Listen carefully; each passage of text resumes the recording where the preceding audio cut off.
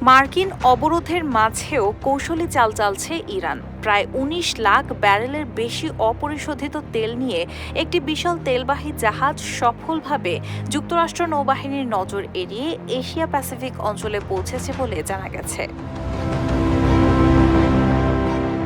জাহাজ পর্যবেক্ষণকারী সংস্থা ট্যাঙ্কার ট্র্যাকার্স.কম জানিয়েছে, হিউজ নামের এই ভিএলসিসি জাহাজটি ন্যাশনাল ইরানিয়ান ট্যাঙ্কার কোম্পানির মালিকানাধীন।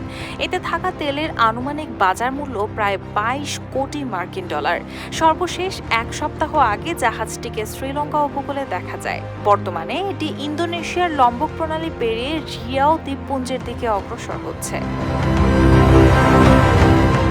জানা যায়, গত ১৩ এপ্রিল যখন মার্কিন নৌবাহিনী ইরানি বন্দরে অবরোধের ঘোষণা দেয়, তখন জাহাজটি ইরানের জলসীমায় ছিল।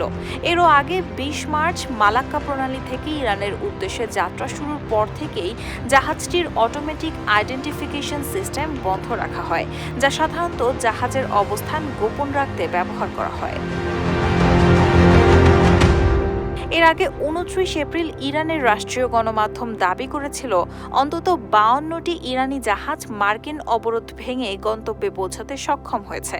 অন্যদিকে মার্কিন সামরিক বাহিনীর দাবি, অবরোধ শুরু হওয়ার পর তারা ইরান সংশ্লিষ্ট প্রায় ৪১টি জাহাজকে পথ পরিবর্তনে বাধ্য করেছে।